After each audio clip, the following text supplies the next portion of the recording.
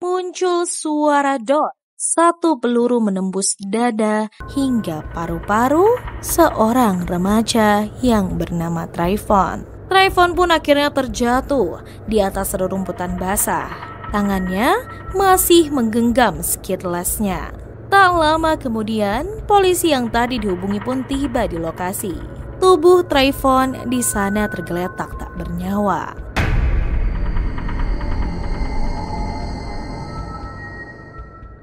Hujan rintik membasahi langit Stanford, Florida pada malam 25 Februari 2012. Di jalan setapak, sebuah kompleks perumahan yang sepi. Seorang pria bernama Trayvon Martin berjalan sambil menunduk. Trayvon merupakan remaja berusia 17 tahun itu yang baru saja keluar dari sebuah toko. Di tangannya ada sekantong Skittles dan satu botol Arizona Iced Tea. Hoodie abu-abu yang dia kenakan menutupi kepalanya, melindunginya dari gerimis. Tapi di sisi lain, di dalam sebuah SUV putih ada pria bernama George Zimmerman yang berumur 28 tahun. George bekerja sebagai koordinator ronda lingkungan. George sedari tadi mengamati Trayvon. Pikiran George pun penuh kecurigaan. George langsung mengangkat ponsel, menelepon 911. George berkata, ada seseorang yang mencurigakan di sini. Dia seperti sedang melihat-lihat rumah-rumah. Dan suara operator itu pun menjawab, baik, kami akan segera kirimkan petugas dan tolong jangan dekati dia. Tapi tak diduga dan disangka, George di situ keluar dari mobil dan tidak mendengar perintah dari pihak kepolisian. Tapi sebelum kita masuk ke cerita detailnya, jangan lupa untuk dibantu diklik subscribe dan nyalakan lonceng notifikasinya. Sekarang mari kita kupas tuntas di cerita hari ini.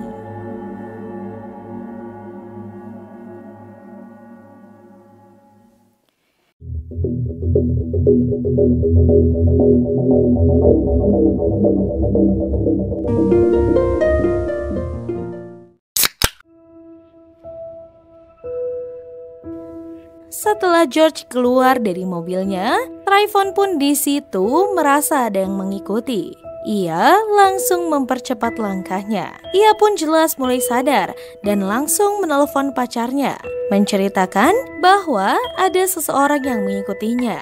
Dan ia berkata, aku harus jalan lebih cepat, ujar Trayvon. Pacarnya pun mencoba menenangkannya dengan mencoba untuk menyuruh Trayvon berhenti dan menanyakan maksud dari George sendiri. Hujan yang semakin deras, jalan setapak yang menjadi licin dari kejauhan, langkah kaki George makin dekat. Akhirnya, di sebuah jalur sempit di antara rumah-rumah, mereka pun bertemu. Tidak ada CCTV di sana. Tidak ada saksi mata yang melihat detik pertama itu. Yang terdengar kemudian hanyalah suara teriakan, suara benturan, dan suara seseorang memohon kata tolong. Lalu tiba-tiba saja muncul suara dot. Satu peluru menembus dada hingga paru-paru seorang remaja yang bernama Trayvon. Trayvon pun akhirnya terjatuh di atas rerumputan basah. Tangannya masih menggenggam skidlessnya. Tak lama kemudian, polisi yang tadi dihubungi pun tiba di lokasi. Tubuh Trayvon di sana tergeletak tak bernyawa.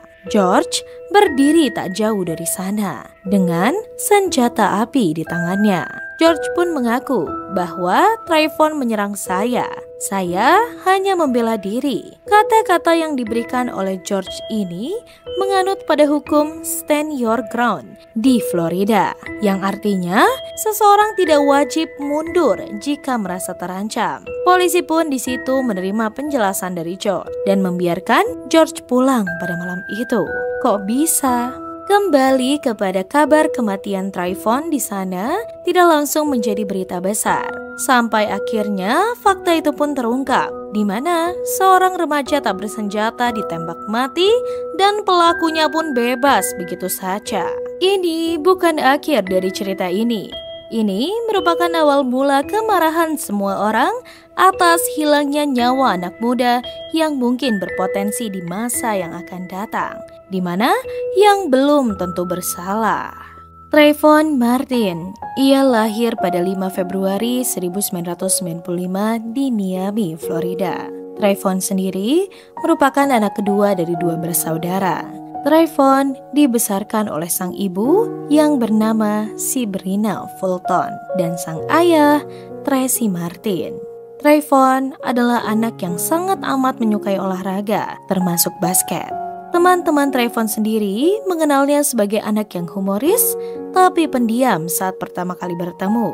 Saat diwawancara, teman sekolah Trayvon pun berkata bahwa Trayvon sering menongkrong di lapangan. Dia pun suka musik rap, kadang freestyle bareng kita, ujarnya. Tapi Trayvon bukanlah tipe yang mencari masalah, ujar rekan sekolahnya itu. Dan sang pacar yang bernama Rachel Gentel saat diwawancara pun berkata bahwa Trayvon itu amat manis. Dia suka kirim pesan konyol seperti, "Aku lapar, tolong masakin aku dong," ujar pacarnya.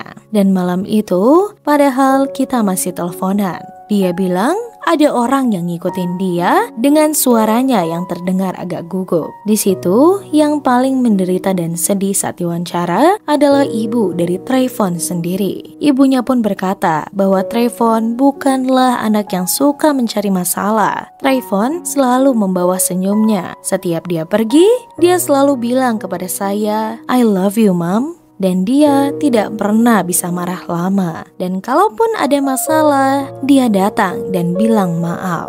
Ibunya pun jelas terpukul. Tapi seperti banyak remaja, Trayvon juga tetap memiliki sisi gelap. Trayvon ternyata juga pernah diskor dari sekolah karena bolos. Dan juga pernah kedapatan membawa benda yang diduga hasil curian. Fakta ini kelak akan dipakai oleh pembela George untuk menggoyahkan citra remaja tak bersalah di mata juri.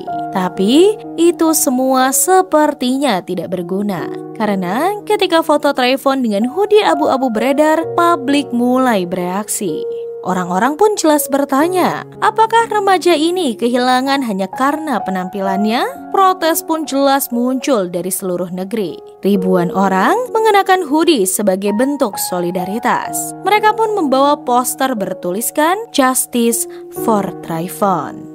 Bahkan bukan hanya itu saja, sekelas public figure, atlet, bahkan artis ikut bersuara. Tekanan dari masyarakat pun memaksa pihak berwenang untuk meninjau ulang kasus ini. Dan 6 minggu setelah kejadian ini, George Zimmerman akhirnya ditangkap dan didakwa dengan pembunuhan tingkat 2. Persidangan itu pun dimulai, dan ini jelas semakin membuat semua orang kebingungan. Bahkan membuat negara itu terbagi menjadi 2 di pengadilan yang dimana suasananya amat tegang. Jaksa di sana mengatakan bahwa George sengaja memprovokasi dan membunuh Trayvon. Mereka menunjukkan rekaman panggilan 911, menyoroti bagaimana George mengabaikan perintah untuk tidak mengikuti Trayvon dan menunggu pihak berwenang datang. Tapi tim pengacara George sendiri mempunyai narasi lain. Mereka pun memutarbalikan sudut pandang dengan berkata, George adalah korban serangan mendadak. Mereka bilang, Trayvon lah yang lebih dahulu melakukannya. Mereka juga mempunyai bukti foto menunjukkan luka di bagian wajah dan belakang kepala George. Namun, fakta ini pun tidak bisa dibantah jaksa. Karena menyedihkannya tidak ada saksi mata yang bisa memastikan siapa yang memulai pertikaian tersebut. Namun, di luar pengadilan, opini publik pun terbelah. Bagi sebagian orang, ini adalah contoh nyata bahwa sebuah perbedaan bisa saja membuat orang kehilangan nyawa. Dan bagi yang lain, ini hanyalah kasus tragis di mana seseorang merasa terancam dan bereaksi. Seiring jalannya waktu, tepat pada 13 Juli 2013, ruang sidang pun hening saat juri dengan putusan not guilty atau tidak bersalah. George Zimmerman akhirnya dibebaskan tanpa sedikit pun ada hukuman yang menimpanya. Bahkan dari mimik wajah Zimmerman sendiri tidak ada penyesalan. Di luar pengadilan, situasi pun jelas semakin tidak beraturan. Kerumunan yang menunggu langsung meledak dalam tekanan amarah. Media menyiarkan reaksi masyarakat dari New York hingga Los Angeles. Hashtag perbedaan itu baik pun di mana-mana, serta hashtag Black Lives Matter mulai jelas muncul di berbagai media sosial, menjadi gerakan nasional melawan kekerasan dan diskriminasi rasial. Dan yang amat menyedihkannya, remaja harus kehilangan nyawanya dan sampai detik ini tidak diketahui siapa yang bersalah. Kematian Trayvon Martin ini menjadi lebih dari sekadar kasus kriminal.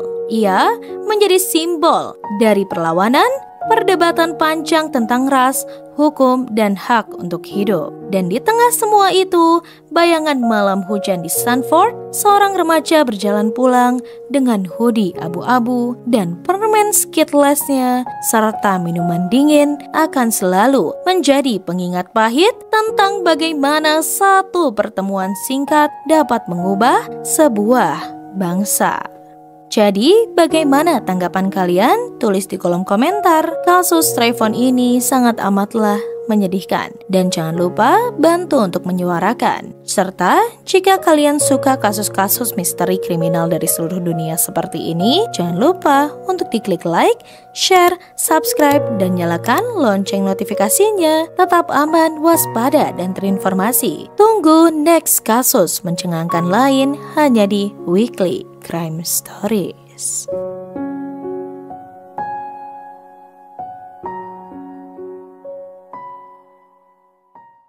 Terima kasih.